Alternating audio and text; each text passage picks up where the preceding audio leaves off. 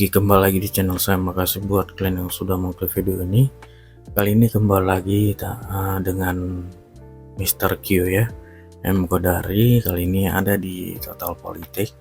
Dan kali ini M Kodari bilang yang menikmatin 10 tahun kemenangan atau berkuasanya Pak Jokowi yaitu PDI. Tapi PDI seperti lupa ya. Dan M Kodari juga menyindir pihak-pihak yang bilang rakyat itu bodoh. Sebenarnya yang bodoh itu mereka, karena mereka kalah. Dan rakyat pintar karena nggak memilih mereka. Wah, kita lihat ya gimana video lengkapnya. Sebelum kita ke videonya, bantu subscribe channel saya yang belum subscribe. Tidak tunggu lama, kita ke videonya langsung. Let's go. Mr. Q 10 tahun Pak Jokowi berkuasa, yang paling menikmati siapa? PD Perjuangan. Enggak, gua nggak mau berdalam itu. Kalau lo mau silakan. Apa buktinya? Menterinya paling banyak.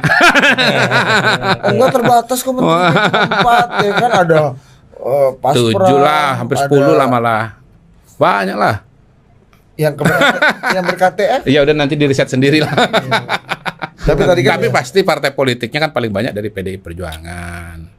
Ya Kursi paling banyak. iya, Berarti ketua apa DPR-nya kan dari PDI Perjuangan. 2000 berarti apa tadi, Pak Jokowi di kepalanya didukung oleh polisi, tentara gitu-gitu ya, Iya. dalam mengbuldoser demokrasi gitu. Dan ini kalau Dan bicara mengbuldoser kompetisi gitu dia. Artinya cara itu nggak dipakai 2019. Aku bukan PDI Perjuangan. Jangan Enggak, Pak Jokowi maksudnya. kok dipakainya di 2024 aja. Iya, makanya itu. Gini loh, kalau saya yang ditanya ya, ini saya yang ditanya ya. Saya yang ditanya ya. Kalaupun ada kan 2019 nggak Kalau saya yang ditanya dipakai. ya. Coba men-challenge logik itu gitu. Iya. Tapi saya agak susah menjawab itu karena saya punya teori yang berbeda. Buat saya, yang namanya pemilihan langsung, termasuk Pilpres itu semua kembali kepada rakyat.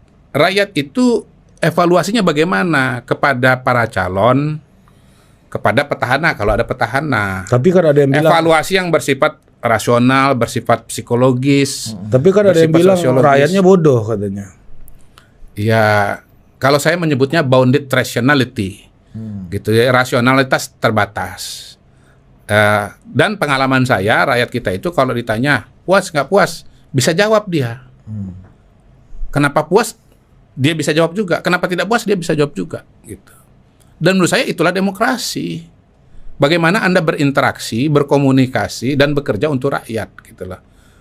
Hakim yang tertinggi itu adalah rakyat. Itu demokrasi. Bukan elit yang menentukan pejabat-pejabat publik. Itu adalah rakyat. Nah, bahwa kemudian dia percaya, lalu dia memberikan mandat itulah demokrasi. Kalau misalnya sudah menjalankan pemerintahan sekali, habis itu nanti ada pemilihan lagi, Anda maju lagi, ya rakyat akan menilai lagi. Dikasih kesempatan atau enggak, kepercayaan itu masih ada apa enggak? Kalau enggak dipercaya, enggak dipilih lagi gitu loh. Mr. Q nggak setuju dibilang rakyat bodoh? Enggak setuju. Ada yang bilang gitu. Biar aja, enggak apa-apa. Gua gak ngeri. Kita nggak bisa ngomong begitu ya. Karena apa? Karena kita kalau bicara demokrasi, maka pemerintahan dari rakyat, oleh rakyat, untuk rakyat. Iya. Pengambil keputusan tertinggi itu adalah rakyat. Iya, kalau Bagaimana kita mengatakan rakyat itu sebagai pengambil keputusan lebih bodoh daripada kita? makanya kalau saya sih nggak setuju saya rakyat dibilang bodoh. Karena yang lebih bodoh yang nggak bisa yakinin orang bodoh ini kan. Nah, cerdas. Kalau dia nggak bodoh Kalau ya. Kalau dia nggak bodoh. Anda bilang rakyat itu bodoh, lalu Anda kalah, berarti Anda yang bodoh. Karena Justru masa itu orang sedang bodoh nggak menunjukkan bisa bahwa Anda lihat tuh bodoh banget. Karena menurut Karena kalau saya- Anda pintar dan rakyat bodoh, maka Anda bisa bikin rakyat itu pilih Anda. Iya, makanya. Saya menganggap rakyat itu pintar. Iya, makanya sulit diyakinkan. Iya. Itu memilih Anda.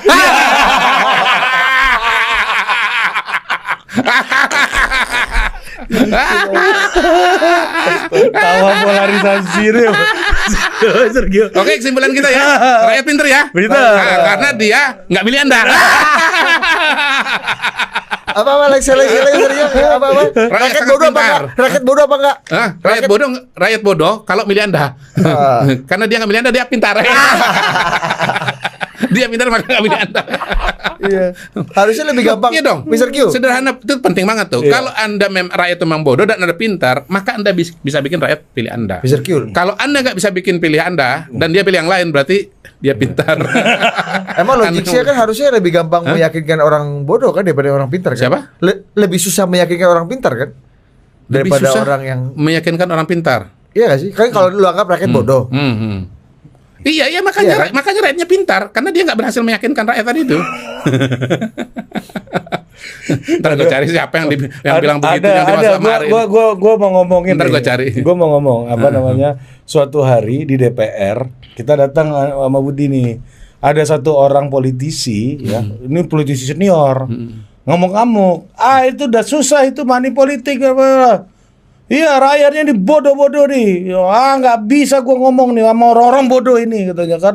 Satu dapil orang bodoh semua katanya kan. Terus ada politisi senior lainnya gitu kan, yang Mr. Q pasti tahu orangnya. Dia bilang gini, ya kalau mereka bodoh kamu tipu dong. Kamu aja nggak berhasil nipu kok. Kalau kamu berhasil nipunya suaramu kan banyak, suaramu nggak ada. Nah, yang dimaksud sebagai sebuah kecerdasan itu menurut saya juga sebuah sebuah kolektivitas dia gitu loh. Jadi kita juga nggak bisa nunjuk segmen tertentu saja, tapi dia adalah sebuah end product dari pikiran-pikiran yang ada. Kalau di saya sih masyarakat. setujunya rakyat itu subjek. Ya subjek dia punya sikap. Ya, Iya betul, kan? betul. Jadi kalau dia memilih yang nggak sama sama lu, Iya, berarti iya. lu gagal yakinin, Iya, kan iya. gitu aja. As Iya, simple iya. as that. As simple as that. Iya, iya. Karena rakyat tuh subjek dalam Iya, demokrasi. iya. Makanya kita ini kan nggak duduk apa bedanya people, citizen, Iya, iya. apa bedanya society. Hmm. Gue nggak yakin ada 100 orang bisa jelasin bedanya people, society sama citizen tuh apa bedanya. Nggak yakin gue. Nah, ini kita nggak duduk nih dalam soal-soal begini gitu, dalam Iya, iya, konsep-konsep bernegara ini gitu. Iya, iya. Sergio. People mungkin masyarakat kebanyakan, society mungkin masyarakat dengan tatanan-tatanan tertentu yang bisa berbeda satu society dengan society yang lain.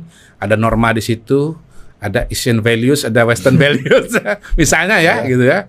Kemudian kalau citizen menurut saya adalah peoples dan society yang menyadari hak dia Hak sebagai warga rights, negara. iya, bisa, rights. bisa saya menjelaskan? Betul. Anda satu dari Bisa saya 100. menjelaskan? Anda Dari satu dari 100. Iya. Rights and obligation kan. Society itu soal norm Iya, iya, lah, iya, gitu iya, kan. iya, iya. Kalau people itu sebenarnya soal representation. Iya, sebenarnya. iya, iya, iya. Kan karena orang kan menggunakan kata people itu untuk Iya. merasa dirinya mewakili kelompok tertentu kan. Makanya Obama pas inaugurasinya yang di periode kedua itu sekitar 70 kali nyebut we the people karena meaningnya adalah ini soal representasi kepentingan gitu. Ya kalau kita bicara representasi, ya itulah demokrasi. Selama yang menentukan itu adalah suara the people, representasi, ya itu demokrasi kalau menurut saya. Gitu. Oh gitu dia ya, statement dari M. Kodari, Mr. Q ya. Gimana menurut kalian ya? Betul-betul gampang dimengerti ya kan? Gampang dicerna. Memang betul sekali, karena rakyat nggak milih Anda. Itulah statement yang keluar ya kan? Gimana menurut kalian? Coba komen di bawah dan sampai bertemu di video saya selanjutnya. Bye.